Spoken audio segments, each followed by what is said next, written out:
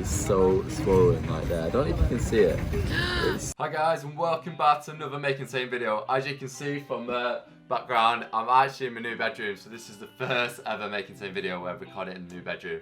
So this video today is all about my vlog and my experience when I went to Brighton. It's kind of about my experience about eating out in Brighton, but also what I got to during that time. And if you're new to Make and Tame, make sure to hit subscribe so you don't miss out on any future videos. I have got a few ideas like in the pipeline which are going to come out very soon, so yeah, make sure to subscribe so you don't miss out on any future episodes, and click that bell icon so it makes you aware if any videos come out soon. On the train down to London, we was looking at places for brunch, so literally we hadn't eaten breakfast and it was like a 1.5 hour train, so by the time we got to Brighton, we was absolutely starving, so we was looking at places and we come across a place called the New Club. Had really good reviews on Google and it was on the seafront, so it was like absolutely amazing. We'll check that out. So we went there, ordered a funglish. I mentioned my allergy straight away to the waiter. I was like, I've got severe nut allergy, and she was like, no, it's completely nut free, and she checked with the chef, which I think is always really important. But the one thing I did ask her to do is like the bread was like a seeded bread, and it always makes me worry sometimes if that bread is been in contact with nuts. So I was like, can I change it to plain bread? So she changed it to sourdough bread. But the issue then I had, so when my breakfast arrived, I was like, oh, did that other bread actually have nuts in? So, because I was worried about cross-contamination then, if they use the same toaster and say that they're using the sourdough bread in the same toaster as the bread which has got nuts in. So, shouted her over and I was like, oh, just so you're aware, did that bread contain nuts? And she was like, no. So that kind of like really kind of eased my anxiety, because at that point I was like panicking a bit about the bread. I usually find now, like, definitely having a nut allergy, that I just avoid bread usually when I get a breakfast, because I feel like that's where my anxiety comes from, is like, is that bread like made in a factory which is completely nut free, and 90% of the time it's not. The breakfast was absolutely amazing, so yeah, it's definitely worth checking out in Brighton. If you've got a nut allergy and you're looking for a nut free funglish, like, make sure to check it out. So after we had breakfast, like, we thought we'd go for like a stroll on the beach.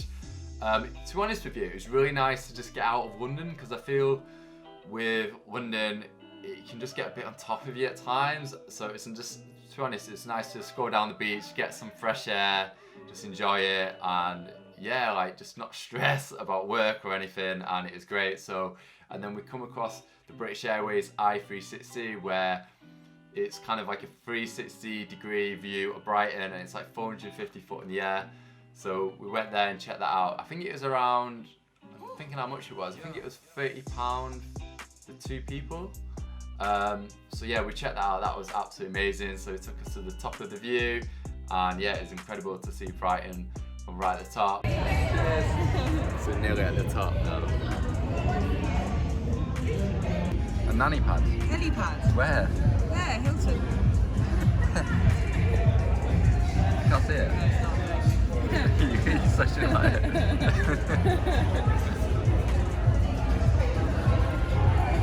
But I also, it was like £10 for like a glass of champagne, so yeah, if you go in there, maybe avoid the champagne, but yeah, it was absolutely worth checking out if you are in the area. Decided we wanted to go for like a stroll obviously around Brighton, and they've got loads of like cobble streets with like kind of antique shops and coffee shops, and it was really nice to kind of have a walk around. Why, what are you thinking? Nothing with these rooms. Shit, that man's there. But by this point as well, like, we just wanted like a place for like a quick drink. So we walked into this restaurant, and honestly, only people with allergies would understand this as well. Like, I could just smell nuts straight away. So walked in and it like hit me, and I was like, God, like, and I looked around and I thought I seen like big tubs of nuts. So we'll get up to the roof terrace, and it's quite great. Like, no one was eating there, so it's only us on this kind of roof terrace. I'm looking through the menu, and on the menu it's like nuts, like in the starters, main, desserts. So I was like, oh my God, this is like a nightmare for anyone with a nut allergy. So I said to Marley, it's like, oh, I don't really feel comfortable, like, let's just like get a drink somewhere else, and she completely understood. But as we walked out, I said to the manager, I was like, oh, like, I'm not being rude, like, I just don't really feel comfortable like having a drink in your establishment because you use so many nuts, and I'm always scared about cross-contamination, and he completely understood. But it's so weird as well, like, as I walked in you could feel it, and my neck felt a bit weird as well then, like it felt like I had a really dry throat. It's quite hard to explain, but I felt like a really dry throat by the time I got to the roof terrace. So what I did take a antihistamine, and it did kind of like ease me anxiety a bit, and I was like, I'm not having an allergic reaction, and I was checking myself and I was absolutely fine. But I think it was like, it's quite scary, you know what I mean, when you walk into a place and it's like a death trap really, like there's like nuts everywhere. So yeah, under them circumstances, I think for anyone in that situation, it's literally just like walk out and avoid it, you know what I mean. The last thing you want to do is like your anxiety going through the roof and you start panicking. To be fair, the day went actually quite fast, so we ended up finding a nice little pub at the end, and in Brighton, the pubs, like usually like the ceilings are quite low, so I like banged my head. Go to this pub, there's going to be like a sign saying beware tall people, low beam. It's gonna say the Daniel Kelly beam. Yeah, I mean, supposedly I'm hoping they're going to name it after me myself, like, because I was the first person ever to bump a head on this beam. But honestly, I mean, it sounds like I'm joking about it, but I'm actually in so much pain at the minute as I speak. It's so swollen right there. I don't know if you can see it.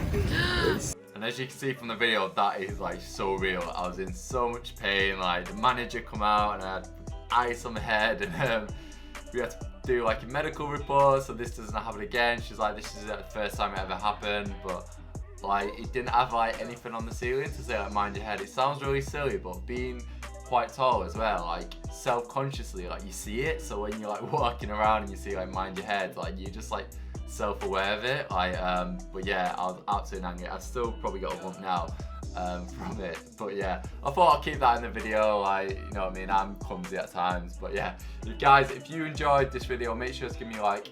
If you're new to the Make and Say YouTube channel, make sure to hit subscribe below and hit that bell icon so you don't miss out on any future episodes. Thanks for watching, and I'll see you guys soon.